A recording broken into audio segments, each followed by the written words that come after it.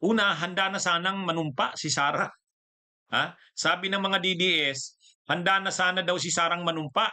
Kasi nung 3 araw na yon na rallies na pinangunahan ng Iglesia ni Cristo at saka yung rally doon sa EDSA PPM, inaasahan nila mapapatalsik na si PBBM o di manunumpa na si Sara, kaya lang hindi nangyari. Nung kasagsagan ng yung 3 araw sanang rallies ng Iglesia sa Luneta at saka yung United People's Initiative ng mga DDS doon sa EDSA People Power Monument, sa 3 araw na yon, dahil iniisip nila magtatagumpay na, yan na yung kanilang kaya-bato. Yan na yung kanilang, ang objective talaga nila, mapa-resign o mapatalsik si PBBM, mapabagsak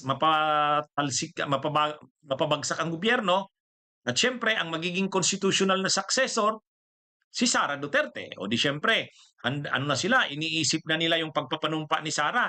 Sabi nga ni Banat Ba, yung vlogger ng DDS, the end is near. The end is near. Yun na yung kanilang mga pinag-uusapan sa mga social media platforms ng mga DDS, mga vloggers nila, mga supporters nila. Yun, excited na sila. Parang ito na yung katapusan ng administrasyon ni PBBM at papalit na si Sara. Mayroon ngang picture si Sara Duterte nandun daw sa Manila Hotel.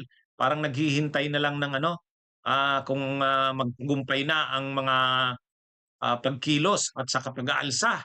Yun yung kanilang senaryo eh. O di manunumpa na si Sara. Handa na daw sanang manumpa si Sara eh. Kaya lang ang problema, hindi, bigo yung plano nila. Ganyan din yung sinasabi noong mga rallies noong noong September 21, yung malawakang mga rallies noong September 21, anti-corruption rallies. Nung panahon na yon, si Sara nandun din sa Japan. Ang senaryo nilang sinasabi, habang sinasagawa pa yung mga rallies, kapag nagtagumpay daw yung mga pag-aalsa, kasi ang plano nila mag-withdraw ng military support. Nung September 21 yan, di ba, habang nagrarally noon mayroon silang nagrarally, yung United People's Initiative nagrarally sa Gate 4 ng Camp Aguinaldo. Nananawagan sila ng withdrawal of military support. Makikipag-usap na kay Browner para si Browner na mismo, yung Chief of Staff, ang mag-withdraw ng support, pangunahan na. Tapos doon naman sa Liwasang Bonifacio, nagrarally rin yung Maisog. Nagrarally naman yung Maisog. Yung grupo nila Topacio. Ang ginawa naman nila doon, nung sumanib sila doon sa rally na papunta ng Mindiola, tapos nagkagulo na sa Mindiola, nagkagulo sa Recto. Ang inaano sana nila noon, magkakaroon ng mga pag-aalsa. Yun yung senaryo nilang iniisip. At kapag nagtagumpay yung pag-aalsa, mag-withdraw ng military support, ang military kay Marcos, na ngayon, si Sara na. For the meantime, para safe si Sara, doon muna siya sa Japan. Hintayin niya lang na magbago ang sitwasyon. Pag nagkaroon ng pagbabago sa sitwasyon, papabalikin na siya sa Pilipinas, manunumpa na siya bilang constitutional successor. Ganun yung mga senaryo nila. Dito sa 3 araw na rallies na ito, November 16 to 18, ganun na naman ang nila, senaryo na iniisip. Handa na raw sanang manumpa si Sara, sabi ng mga DDS. Naghihintay na lang daw si Sara. Kaya lang, minomonitor daw ang sitwasyon. Kaya lang, hindi nangyari. Bigo. Yung katulad nung September 21, na ganun yung senaryong iniisip nila, tulad na naman ngayon, 3 araw, hindi nangyari. Ang iniisip nila, magtatagumpay na ito dahil una, may Iglesia ni Cristo na. Noon kasing September 21, wala silang tao. Ngayon, dinandyan ang Iglesia ni Cristo. Pangalawa, may rallies pa sila na kasama ang KOJC, JIL, Jesus is Lord ni Villanueva. Sasamahan pa ng mga supporters ng Duterte doon sa EDSA PPM. Kaya lang, hindi. Ang nangyari, Kahit yung Iglesia ni Cristo, ayaw silang papasukin doon. Ayaw ma-involve ng Iglesia ni Cristo sa mga panawagan ng DDS. Tapos doon naman sa EDSA PPM, kukunti naman. Pinakamalaking bilang na nila, 4,000. O, kaya wala na. Nung pangalawang araw, yan, nagsalita sana si Amy Marcos. So ang iniisip nila, magagalit na ang taong bayan, saka ang military. Pag day 3, bubuhos ang tao. Dala nung expose ni Amy Marcos ay wala. Yung pasabog ni Amy Marcos naging kwitis eh. Ha?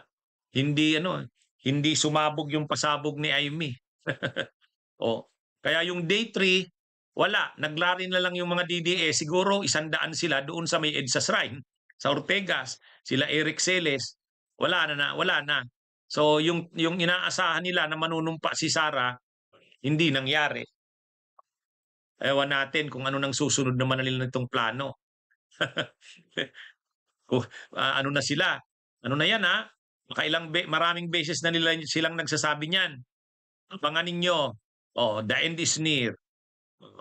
Pag bago matapos ang taong ito, si Sara Duterte na ang presidente. Ang problema kasi, hindi nila naisip na kaya nga si PBBM, kahit maraming issues na sa kanya, korupsyon, itong mga lalo pa ngayon, yung linabas na yan ni Amy na di umano'y adik ang presidente. Hindi nangyayari yan na mapatalsik si PBBM. Ang pinakadahilan, si Sara Duterte mismo. Ang problema mismo si Sara. Kumbaga, siya yung vice president.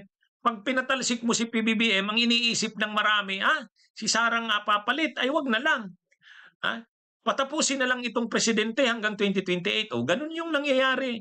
Kaya yung iniisip ng mga DDS na mapapatalsik nila si PBBM at si Sara ang ipipwesto nila, yun na nga ang problema eh. Kaya nga ayaw sumuporta sa pagpapatalsik kay PBBM dahil ang iniisip ng mga tao, kahit hindi sila supporters ni PBBM, tinatanggap na lang si PBBM na tapusin na lang ang termino niyan hanggang 2028.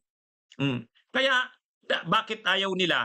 Kasi yung vice president napapalit, tingin nila mas malala pa. Kaya, kumbaga, ba't mo susuportahan yung pagpapalit ng yung vice president ang papalit na yung vice president niya, ang tingin ng marami, mas malala pa, mas sobra pa. Yun ang problema. Yun ang hindi naiisip ng mga DDS. Gusto nilang mapatalsik si PBBM, gusto nilang ilagay si Sara. Yun na nga ang ayaw ng mga tao na si Sara ang pumalit. Kaya ang nangyari dito, mga kabunyog, mga kababayan, wala talaga. Kaya yung iniisip nilang manunumpa na si Sara, hindi nangyayari. Yan. So, mga kabunyog, itong si Bato de la Rosa naman. Bunyog, halikan na kasama ka. Bunyog, kapag buklod ay may pag-asa. Luzon, Visayas, Mindanao, isa ang pananaw. Sa bagong Pilipinas ang bunyog isisigaw. Bunyog, bunyog.